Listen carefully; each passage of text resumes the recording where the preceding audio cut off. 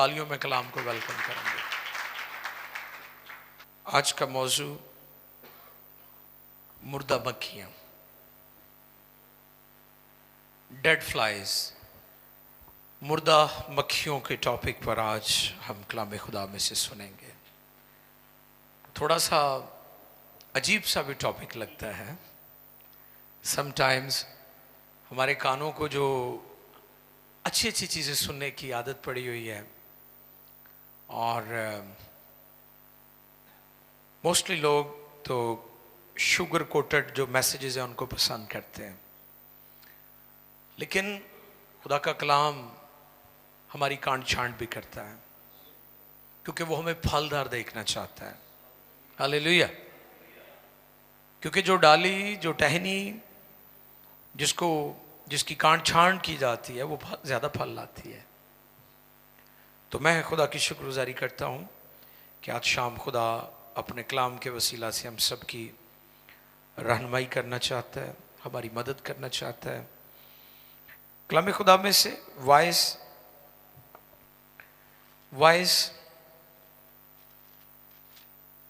उसका 10वां बाब है, चैप्टर 10, और उसकी पहली सिर्फ एक ही आयत मुकद्दसा को हम तिलावत करेंगे। वाइस 10वां बाब पहली आयत, कलाम खुदा में से फक्त एक ही आयत मुकद्दसा को हम तिलावत करेंगे। जी कलाम खुदा में यो रकम है, मुर्दा मक्खियां अतार के इत्र को बदबूदार कर देती हैं। मुर्दा मक्खियां अतार के इत्र को बदबूदार कर देती हैं और थोड़ी सी हमाकत हिकमत और इज्जत को मात कर देती है। मुकद्दस कलाम के पढ़े, सुने, समझे और कबूल किए जाने पर खुदा की बरकत सबके आमीन। मुर्दा मक्खियां, डेड फ्लाइज। मुर्दा मक्खियां ये अस्तारी मानों में इस्तेमाल किया गया है, मेटाफॉर। अस्तारी मानों में, अस्तारे के तौर पर इनको इस्तेमाल किया गया। मुर्दा मक्खियां, डेड फ्लाइज से मुराद हमारी छोटी छोटी बेवकूफियां हैं, जो उन मुर्दा मक्खियों की तरह है जो अतार के इत्र को बदबूदार कर देती है। यानी परफ्यूम जो है, अगर एक बहुत बैड स्मेल, बुरी बदबू है, उस खुशबू का भी, इस पर पहले भी मैंने बताया था कि अगर आप नहाए ना, आप पसीने से शराबूर हैं, आपके कपड़े भी भीगे हुए हैं, और आप उसके ऊपर परफ्यूम लगा दें, तो क्या उसका फ्लेवर बन जाएगा? वो और ज्यादा खराब हो जाएगा। समझ रहे मेरी बात? लाजिम है कि आप सबसे पहले नहाएं, अपने आप को पाक साफ करें, फिर वो फ्रेगनेंस, वो खुशबू जो आप लगाएंगे वो आपको भी राहत देगी और दूसरे भी उसको अच्छा महसूस करेंगे। इसी तरह से यहां पर अस्तारी मानों में मुर्दा मक्खियों को कहा गया है कि हमारी जो हमाकतें हैं, हमारी नादानियां जो हैं, हमारी छोटी छोटी बेवकूफियां जो हैं, वो हमारी जिंदगी, हमारा सुकून, हमारा खानदान, हमारा बिजनेस, हमारी जॉब्स, हमारी मिनिस्ट्री, हमारी लाइफ का सारा जो कोई भी शोबा है, कोई भी एरिया है, उसे डिस्ट्रॉय कर देती है।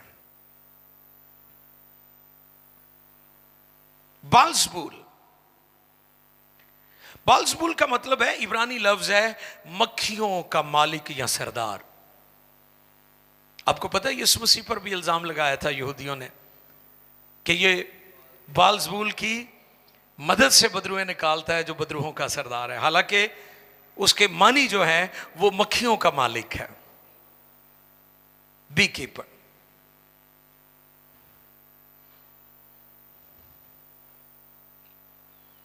इस बात को हमेशा याद रखें कि आपकी नादानी, बेवकूफी छोटी है या बड़ी है, नुकसान जरूर करती है। जहर आप थोड़ा खाएं या ज्यादा खाएं, नुकसान तो लाजमी करेगा ना। वो अक्सर एक खान साहब की बात मैं सुनाता हूं, वो किसी फिक्रे जो है ना जहर, तो वो कवे जहर उन बथेरा कवे वो बेटा जहर हुंदा तू जहर कहने। वो लागे एक होर खान साहब बैठे सन, वो कहते इनू देने पैना है, इन्हें जिन्नी देर खादा ना उन्नी देर इन्हें सही कहना नहीं गा। आप याद रखें, जहर थोड़ा खाएं या ज्यादा खाएं वो नुकसान जरूर देता है। आपकी बेवकूफियां, आपकी नादानियां, आपके रॉन्ग डिसीजन, आपके गलत फैसले आपको, फैमिली को, खानदान को, साथियों को, टीम को, मिनिस्ट्री को, मुआशरे को, मुल्कों को तबाह बर्बाद कर देते हैं। इसलिए आज का टॉपिक है मुर्दा मक्खियां, डेड फ्लाइज। बाइबल मुकद्दस में चंद एक नाम और शख्सियात हैं जिनको आज सामने हम रखेंगे कि उनकी जिंदगी में उनका ज़वाल, उनकी तबाही, उनकी बर्बादी क्यों कर हुई। उसमें पहला, सबसे पहला नाम जो है वो साउल बादशाह का है। साउल, दाऊद का ससुर, साउल बादशाह।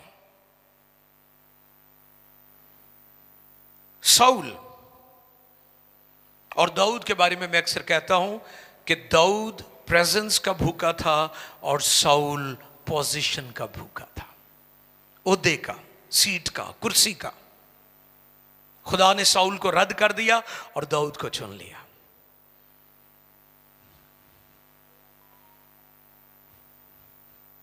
साउल बादशाह की जिंदगी, उसकी जिंदगी में छोटी छोटी हमाकतें थी। मसलन गुस्सा। वो पंजाबी च नहीं कहते गुस्सा कल खा जाता है, कहते खुशी में वादा ना करो, गुस्से में फैसला ना करो। खुशी च कई बार लोग वादे कर देंगे ने तो बाद पूरे नहीं उतरते, फिर मुसीबत नूं पै रहिंदे, फिर लुकदे फिरदे ने कि मैं यह गल कित्थों पूरी करांगा। गुस्सा, तैश, जज्बाती, कहर, तुंद मिजाज, और कई लोग तो गालियां भी बकते हैं। कई मैं सुनिया रूहानी बंदे होंदे ने, अपनी असलियत आ जाए तो गालां भी कड्ढन लग पैंदे ने। अफसोस, साउल की जिंदगी ऐसी थी। आमतौर पर देखा गया है खानदानों में, घरानों में, मियां बीवी, उनके आपस में जो उनकी लैंग्वेज है, आपस की जो गुफ्तगू है, इंतहाई नाजेबा है, क्योंकि उनके अंदर बर्दाश्त नहीं है। दाऊद ने जब जाती जूलियत को मारा तो लोगों ने गीत गाया, लोगों ने तारीफ की दाऊद की कि साउल ने हजारों को मारा और दाऊद ने लाखों को मारा। यह गीत गाया गया।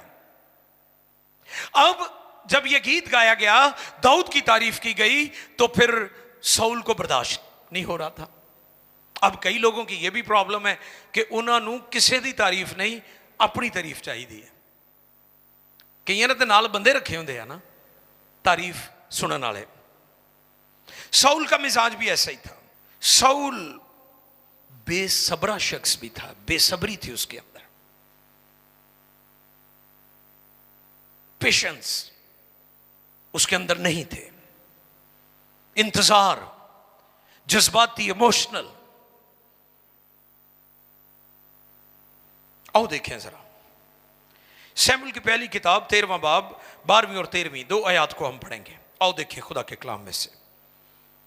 साउल एक बेसब्रा शख्स था, बेसब्री उसके अंदर कूट कूट कर भरी हुई थी, और ये वो मक्खियां हैं, ये वो मुर्दा मक्खियां हैं जिन्होंने उसकी सल्तनत, उसकी हुकूमत को गिरा दिया। जी, शमूएल की पहली किताब है, 13वां बाब है, 1 सैमुअल चैप्टर 13 वर्स 12 एंड 13। 2 आयत को पढ़ेंगे, 12वीं और 13वीं आयत। जी। तो मैंने सोचा कि फिलिस्ती जलजाल में मुझ पर आ पड़ेंगे और मैंने खुदावंद के कर्म के लिए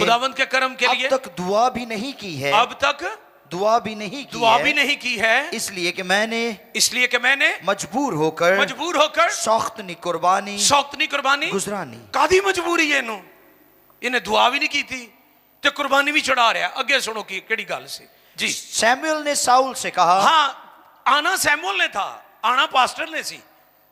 वो जिमें इत्थे नहीं साडे कि वो देखते आप ही दुआ कर देंगे, यार पादरी साहब तो लेट है, चलो ये केड़ा औखा काम है, यही काम इन्हें किया।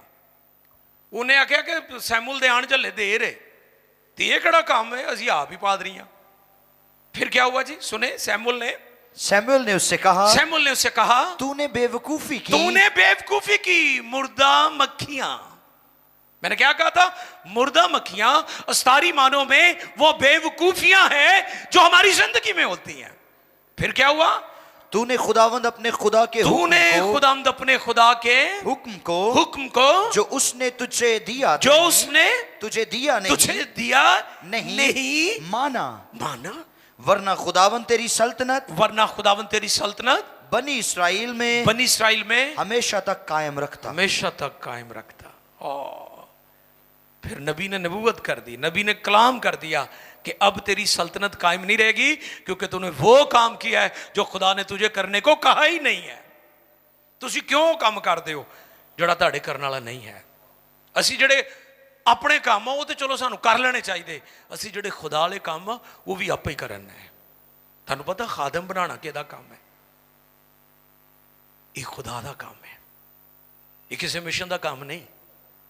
जे तुहानू किसी मिशन ने खिदमत लई मुकर्रर किया है तो फिर तुसी कभी भी कामयाब नहीं हो सकते। लेकिन अगर खुदा ने आपको बुलाया और खिदमत दी है तो फिर आप हमेशा कामयाब होंगे। आप वो क्यों काम कर रहे हैं? आप देखें आज कितने सेल्फ मेड खादम आपको मिलेंगे, खादमाएं मिलेंगी, थियोलॉजियन मिलेंगे इंटरनेट पर, खुद साख्ता थियोलॉजी वो आपको बयान करते नजर आएंगे। पता नहीं कितों कितों कड्ढण देने थियोलॉजी। असी तो मैं तो सिर पढ़ लेना। मैं आसिफ भाई फिर पूछदा कि यार तुसी कोई किताब वेखी है? कहते असी भी नहीं वेखी किताब जिथों इन्होंने कढ़ ली है गल। ऐसे थॉट्स निकाल रहे हैं लोग। अफसोस अभी शायरी बड़ी अजीब लोग गा रहे हैं और मैं अप्रिशिएट करता हूं उन पादरी साहबान को जो इनको दुरुस्त करने के लिए जो रॉन्ग शायरी अब गाई जा रही है। आपको पता सिंगर तो पैसे लेते हैं तो गा देते हैं, उन्हें क्या इन बातों से, लेकिन लिखने वालों को ख्याल करना चाहिए। साउल खुश होने की बजाय तैश में आ गया। उसने बहुत बुरी हरकत की क्योंकि उसे अपनी तारीफें सुनने की आदत थी। उसकी सल्तनत खाक में मिल गई। जल्दबाज जो काम आपका है आप वो करें, जो खुदा का है खुदा को करने दें। मुझे अफसोस के साथ ये बात कहनी पड़ रही है कि पाकिस्तान में इतने नाम नहाद खादमीन हैं। अफसोस होता है सारी सूरत हाल देख के कि खुदावंद ये कहां से आ गए हैं। दुख के साथ ये बात कहनी पड़ रही है। दूसरा किरदार या दूसरे नाम, शख्सियात मरियम और हारून। ये दोनों प्रीस्ट थे, खिदमत में थे, लावी थे। मूसा का भाई हारून और उसकी बहन मरियम। ये मुकद्दसा मरियम यीशु मसीह की मां का नहीं है, ये हारून की बहन मूसा की बहन थी। कई आपको पता अदियान को होश ही नहीं है, वो मिक्स कर देते हैं। उनको पता ही नहीं है कि जो मरियम पुराने हिदनामा में वो कौन थी और जो हमारे खुदावंद की मां थी वो कौन थी। उनको पता ही नहीं चलता हिस्ट्री का। और मसीहत के बारे में उल्टी सीधी वो फलसफे बयान करते रहते हैं जिनका मसीहत के साथ, बाइबल के साथ, अनाजील के साथ दूर दूर तक कोई ताल्लुक नहीं है। तो मैं अक्सर कहता हूं इंजील वो सुनाए जो इंजील पर ईमान रखते हैं। जो इंजील को मानते नहीं है उनका क्या लेना देना इंजील के साथ। उनको किसने हक दिया है इंजील की बातें करें? क्योंकि वो इंजील को तो मानते नहीं है, वो बाइबल को तो कबूल ही नहीं करते। उन्हें कोई हक नहीं बाइबल पर बात करें। बाइबल वो सुनाए जो बाइबल पर ईमान रखते हैं और वो ही बाइबल को जानते हैं। मरियम और हारून, मूसा ने एक स्याह फॉर्म औरत से शादी कर ली तो दोनों भैन भरा रुस गए। मूसा दी मर्जी, वो गोरी ना विआह करे तो भावें स्याह फॉर्म ना करे, मूसा दी जाती गल सी ना। इन्हों की मसला सी? ये लहदा तो ही मूसा दी ऐबजोई करनी शुरू कर दी इन्होंने, तो फिर नतीजा क्या निकलिया? कोड़ पै गया, सफेद कोड़। सुन रहे मेरी बात? एक लोकी आसान काम समझते हैं, खुदा दे लोगों की मुखालफत करना, खिदमत की मुखालफत करना, खिदमत से जुड़े लोग ने उन्होंने बारे ऐबजोइयां करना, मजे ले लेके गल्लां करना, लोग इसे आसान समझते हैं। इसका नतीजा बहुत खौफनाक है, कोड़ पड़ गया उनको। मूसा ने शादी की है, वो स्याह फॉर्म थी, वो ब्लैक थी, ये मूसा की चॉइस थी। भैन भरावां नूं की मसला है? अच्छा, कईयां नूं कोई लेना देना नहीं, एवं तनकीद करनगे, कहणगे ते इतना फबदी नहीं पई। किन्नी अफसोसनाक गल है। वो जिन्हें विआह कराया उन्होंने पता है भी मेरे नाल फबदी है कि नहीं, तुहानूं की मसला है? यही काम मरियम ते हारून ने किया कि फबदी नहीं पई। खुदा नाराज हुआ। ये वो मुर्दा मक्खियां हैं जो हमारी जिंदगी में है, बेजा तनकीद, ना लेना ना देना, ना किसी ने पूछा, एवं मशवरे दे जाने।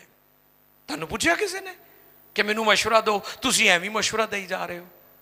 ये वही बात है, मैं कौन खाम खा। अफसोस, ये मुर्दा मक्खियां आपकी बेइज्जती करेंगी, आपकी इज्जत को खराब करेंगी, आपका मुकाम चला जाएगा, आपको कोड़ भी हो सकता है। इसलिए बी केयरफुल, बहुत मोहतात रहें।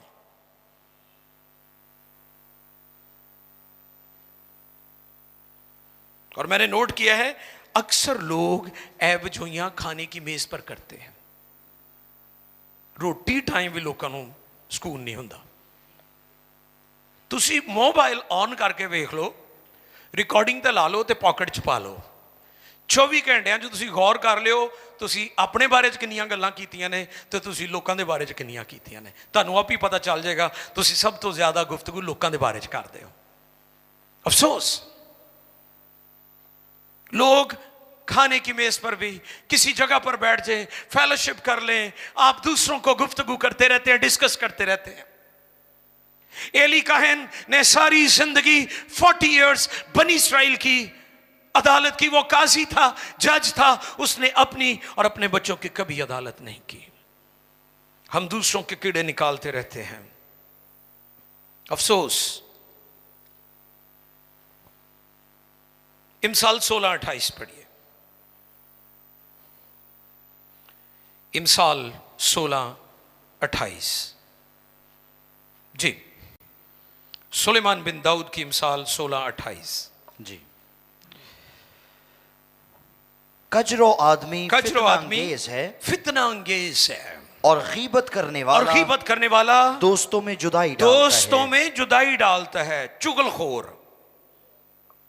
चुगलखोरी ते आम जी गल है।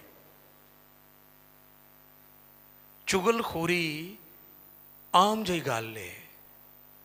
लोकी चुगलियां, ऐबजोइयां, तफरके, नफरतां पाना खब्बे हत्थ की गल समझते हैं।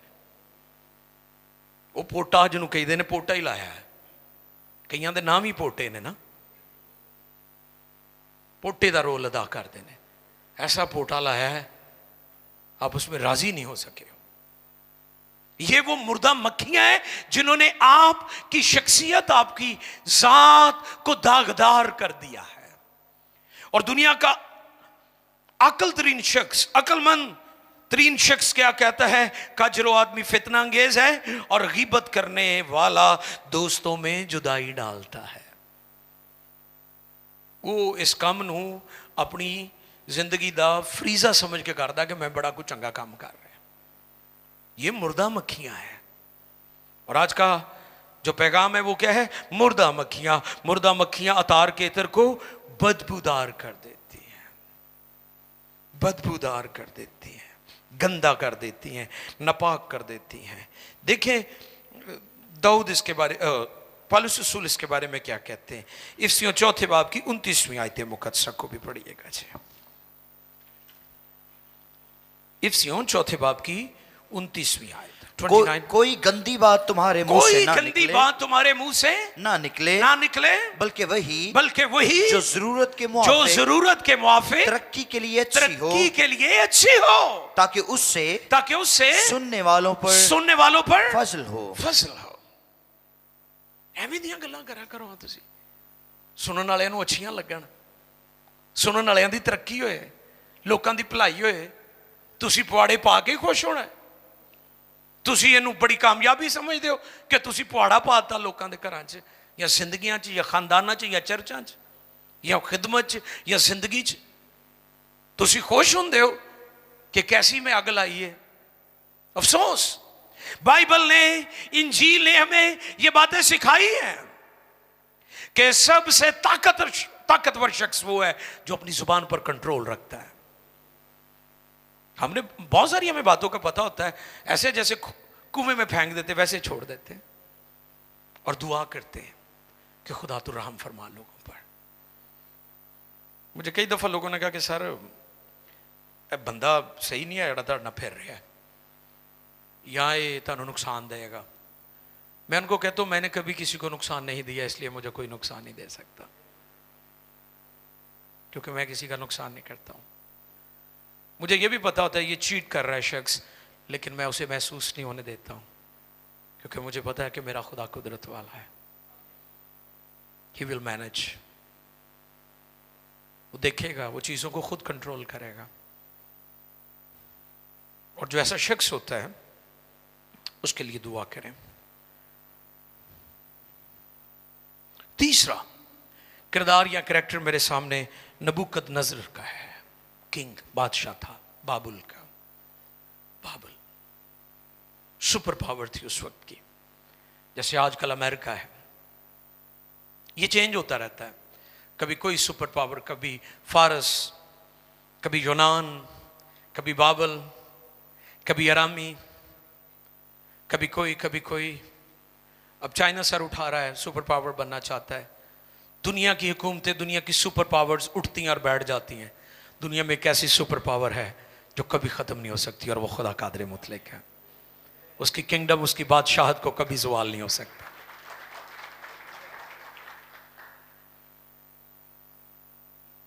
नबूकदनेस्सर किंग, तकब्बर और गुरूर की अलामत। वो कहता था कि अजीम शहर बाबल मैंने बनाया है, ये मेरी दस्तकारी है। आओ देखें जरा क्या कहता था वो। दानियल 4 बाब की 30 और 31वीं आयत। दानियल 30 और 31 को हम तिलावत करें जी। बादशाह ये बात कह ही रहा था। हाँ, बादशाह ये बात कह ही रहा था कि आसमान से आवाज आई। हाँ, आसमान से आवाज आई। ऐ नबूकदनेस्सर बादशाह, तेरे हक में ये फतवा है कि सल्तनत तुझसे जाती रही और तुझे आदमियों में से हाँक कर निकाल देंगे और तू मैदान के हैवानों के साथ रहेगा और बैल की तरह घास खाएगा और 7 दौर तुझ पर गुजरेंगे। तब तुझको मालूम होगा कि हक ताला आदमियों की ममलिकत में हुक्मरानी करता है और उसे जिसको चाहता है देता है। नबूकदनेस्सर क्या कहता था? वो कहता था कि जो बाबुल अजीम शहर है ये मेरे हाथ की दस्तकारी है। वो क्या कहता था? ये मेरे हाथ की दस्तकारी है।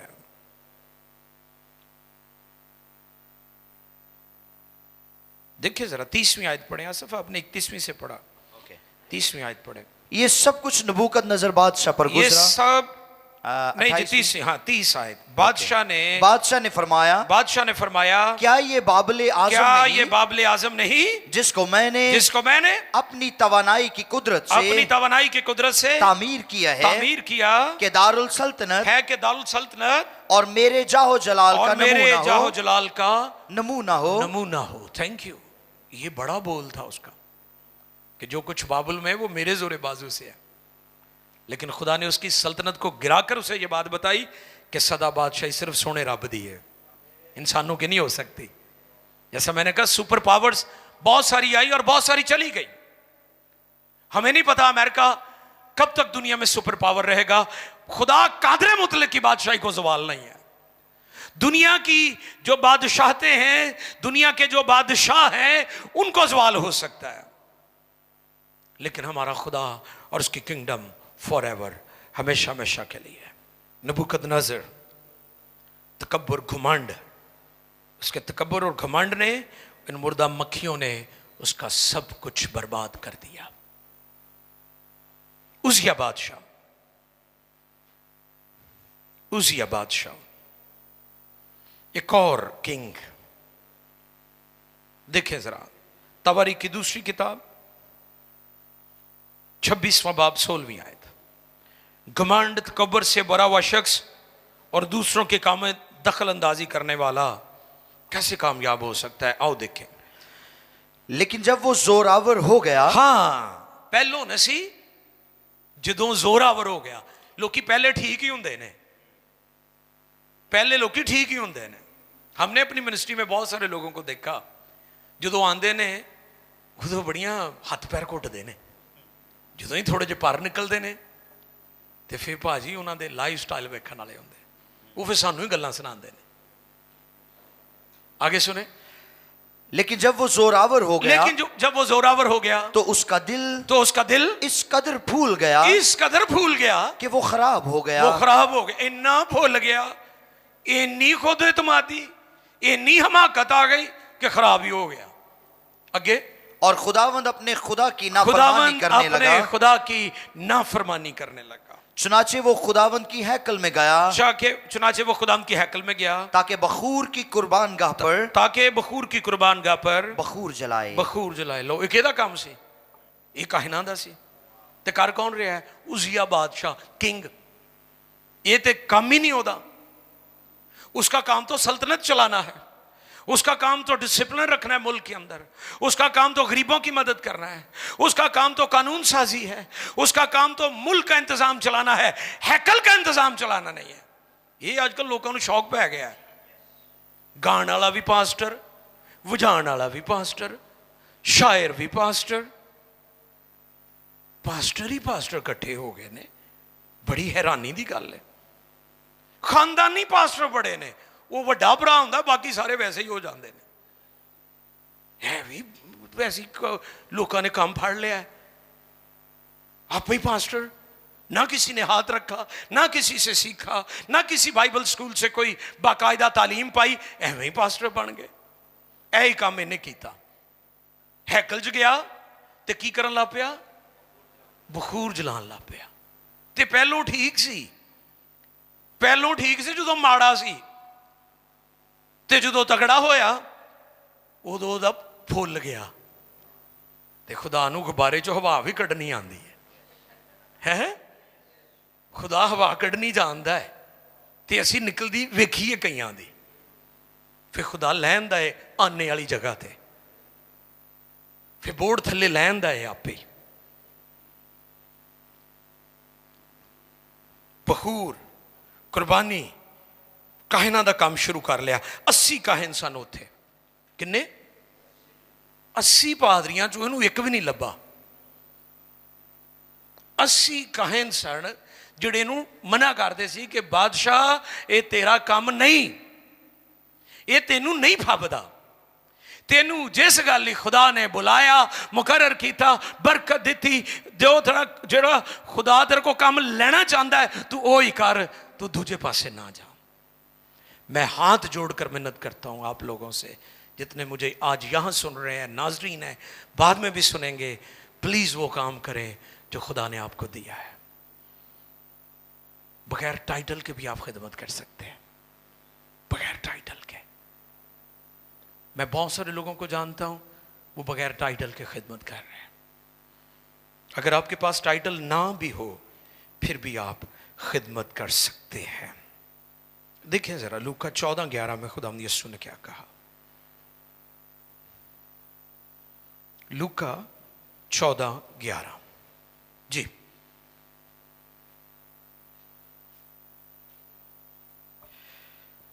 जी यहां पर लिखा है, क्योंकि जो कोई अपने आप को बड़ा बनाएगा, जो कोई अपने आप को बड़ा बनाएगा वो छोटा किया जाएगा, और जो अपने आप को छोटा बनाएगा वो बड़ा किया जाएगा।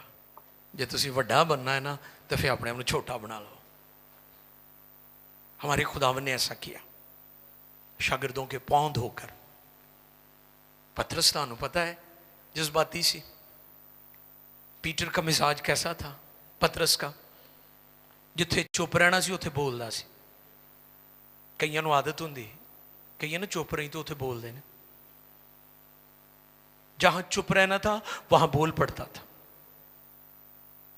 जहां इकरार करना था वहां मुकर जाता था, जहां पुरअमन रहने की तलकीन की जाती थी वहां वायलेंट हो जाता था, पुरतशद्दद मिजाज हो जाता था। ये पीटर है, पतरस है, लेकिन यीशु की मौत ने उसे हिला के रख दिया। यीशु मसीह की रेजरेक्शन के बाद, रूह कुद्स का नज़ूल होने के बाद पीटर की लाइफ बदल गई।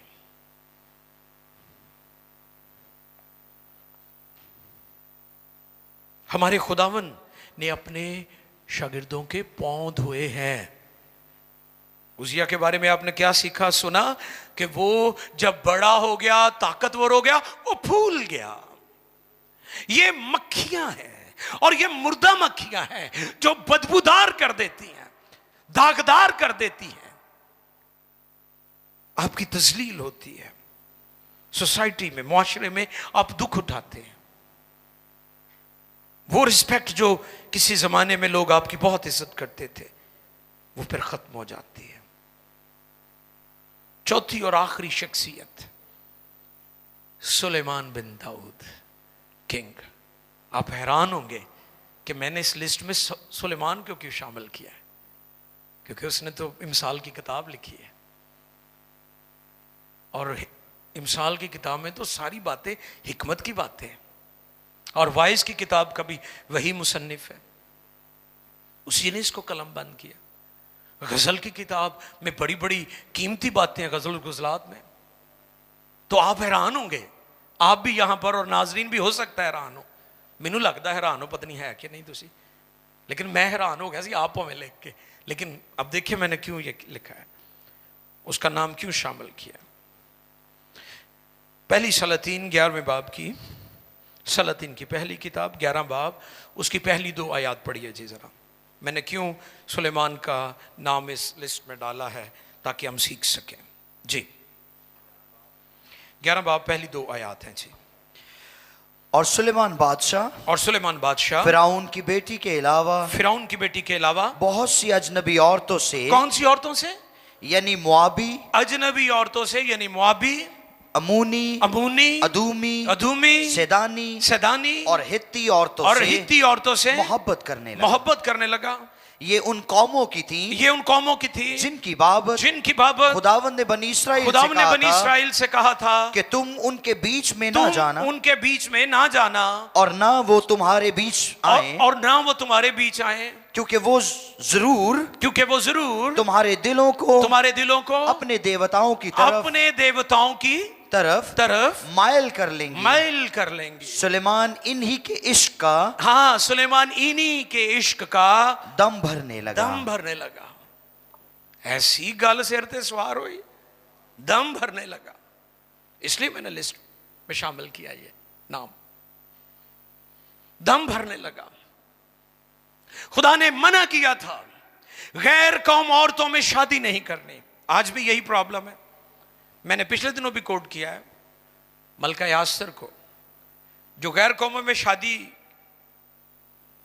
का रुझान रखते हैं या जो इस बात के लिए उनके दिलों में नरम गोशा है, वो यही कोट करते हैं जी, मलका अस्तर ने भी तो गैर कौम बादशाह था, उसके साथ शादी की थी। सुने गौर से, वो गुलाम थी, ये उसकी मर्जी के मुताबिक नहीं हुआ, वो एक असीर लड़की थी। और आप जानते हैं कि गुलाम की अपनी कोई मर्जी नहीं होती, वो जिसका गुलाम है वो उसी की मर्जी से चलेगा, जिसने उसे खरीदा है, जो जिसके वो कब्जे में है। अब सुलेमान गैर कौम, गैर माबूदों की पैरवी करने वाली, देवताओं और बुतों की पूजा पाठ करने वाली औरतों की मोहब्बत में ऐसा गिरफ्तार हुआ कि वो उनका दम भरने लगा। और खुदा ने मना किया था, खुदा ने मना किया था। ये वो मुर्दा मक्खियां हैं जो इत्र को बदबूदार कर देती है। आपकी हैबिट्स, सिगरेट पीने वाला जिन्ना मर्जी हो होस्ट दी टाफी मुंह च पा ले ते तिब्बत क्रीम भी मुंह ते ला ले, तुसी उन्होंने गले मिलोगे ते स्ट्रोंग टबैको स्मैल तुहानू आएगी। ते वो अग्यों हवाले बड़े देगा कि कलाम च लिखिया, कित्थे लिखिया तंबाकू मना है, ते जे तंबाकू मना है तो खुदा ने इनू बनाया ही क्यों है। वेखो, अकल ते गौर करो। कलाम च लिखिया तेनू चंगियां चीज़ां नाल ते तुसी गंदियां खा के कहते हो जो, कित्थे लिखे? तुसी चंगियां खाओ ना, तुसी गंदियां क्यों खाते हो? कलाम च की लिखिया? तेनू चंगियां चीज़ां नाल। किहड़ियां चीज़ां ना? ते ये चंगियां ने, ये गंदियां ने, ये मंदियां ने। और हुकूमत कहती है ये आपकी लाइफ को स्मोकिंग किल्स, स्मोकिंग किल्स। आप इसकी एड भी देखें, आप इसकी जो पैकेट होता है, जो सिगरेट की डिब्बी वाला पैकेट होता है, उसके उत्ते भी लिखा हुआ है हुकूमत ने, ये जबड़े के कैंसर का बाइस बनती है। हुकूमत पाकिस्तान, वजारत सेहत। आप लोगों को देखें, लोगों की जिंदगी में ऐसी बुरी बुरी हैबिट्स होंगी जो मुर्दा मक्खियों जैसी होंगी, जो सारे इत्र को बदबूदार कर देती हैं, जो आपकी जिंदगी में खुदा की खुशबू है उसका बेड़ा गर्क कर देती हैं, सारी फ्रेगनेंस चली जाती है। हमें मसीह की खुशबू आनी चाहिए। उसने कहा पहलोठे का लिबास तो पहना है लेकिन पहलोठे की खुशबू नहीं है। हमने लिबास तो पहना है, तौबा की है। आज कितने लोगों ने बपतिस्मे? तकरीबन 50 के करीब, 40 से 50 लोगों ने बपतिस्मे लिए हैं। जोरदार तालियां बजाएं यीशु के जलाल की।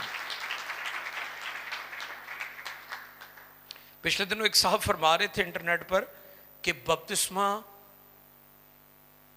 जड़ा है वो है तो बड़ा खास है लेकिन लेना जरूरी नहीं। मैं क्या बड़ा सियाना पादरी है भाई। यीशु ने क्या, जाओ सब कौमों को शागिर्द बनाओ और उन्हें बाप और बेटे और रूह कुद्स के नाम में, और उनको इन बातों की तालीम दो जिनका मैंने तुमको हुक्म समझ दो। कानून, लॉ। आप हुक्म नहीं तोड़ सकते, आप हुक्म अदूली नहीं कर सकते। ये ऑप्शन नहीं है, ऑप्शनल नहीं है, एसेंशियल है। ये हुक्म है, ये रिक्वेस्ट नहीं है, ये आपकी मर्जी नहीं है कि जी तुम्हारी मर्जी ये लेना ले लो। ये जरूरी है, ये लाजमी है। और ये उस वक्त लिया जाता है बाइबल के मुताबिक जब कोई शख्स ईमान लाता, तौबा करता, फिर बपतिस्मा लेता है। बच्चा छोटा होता है, बच्चा ना तौबा करता ना ईमान ले आता है। उन्होंने तो जो छिट्टे मार रहे होंगे ना उदों भी चीख रहा होंगे, उदों भी रो रहा होंगे बेचारा, मैं कर रहा होंगे। तो लोगों ने आसान काम फड़िया है, बच्चे को दो, वड्डे ने औखा लेना है। वो कहते औखा काम नहीं करना, सौखा कर लो। ज्यादा इसे पासे लगे हुए ने, सौखे वाले काम। खुदा का शुक्र हो, ये सच्चाई लोगों पर खुल रही है। मुर्दा मक्खियां, डेड फ्लाइज, इतर को बदबूदार करती, आपकी शख्सियत को बदबूदार करती, आपके किरदार को बदबूदार करती, आपके गुफ्तार को बदबूदार करती, और आपकी सारी बादशाहत और किंगडम की तबाही कर देती। मैंने आपके सामने बड़े बड़े बादशाहों का तज़किरा किया है जिन्हें हिस्ट्री में याद रखा गया, लेकिन उनकी जिंदगी में जैसे मुर्दा मक्खियां आई, उनका इतर बदबूदार हो गया। खुदा चाहता है कि आप दुनिया में खुदा की खुशबू बन जाए। हालेलुया। आपने सिर्फ यीशु को पहना ही नहीं है, यीशु की खुशबू भी आप में आनी चाहिए। क्या कहा था उस लौंडी ने पीटर को, पतरस को, जो तो मुकरिया 3 बार, पीटर, उसने कहा तू भी यीशु के साथ है। आपको पता मुकर गया, उसने कहा मैं जानता भी नहीं हूं। हालांकि वो दावे करता था कि मैं खुदावंद के लिए मरने के लिए भी तैयार हूं।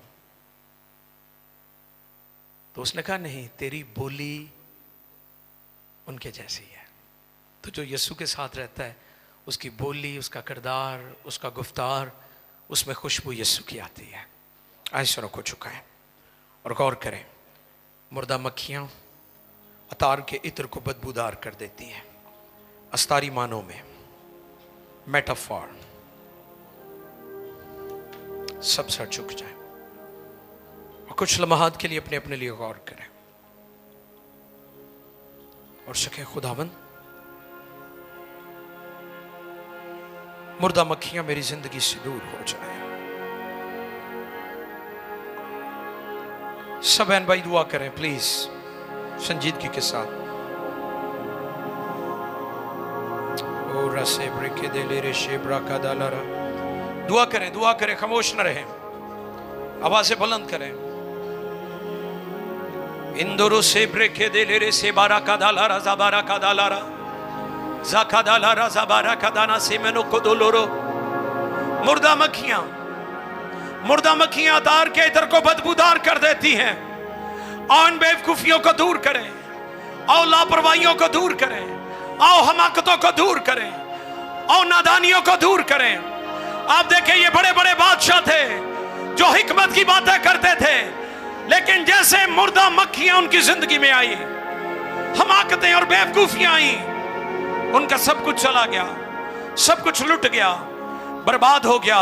आओ खुदा से कहें, खुदा तेरे बेटे यीशु की खुशबू, मसीह का नूर और रोशनी मेरी जिंदगी और मेरे खानदान, मेरी मिनिस्ट्री, मेरे सारे लाइफस्टाइल से खुदाबंद तेरी रोशनी लोगों तक पहुंचे। और सब दुआ में लग जाए और सब झुक जाए।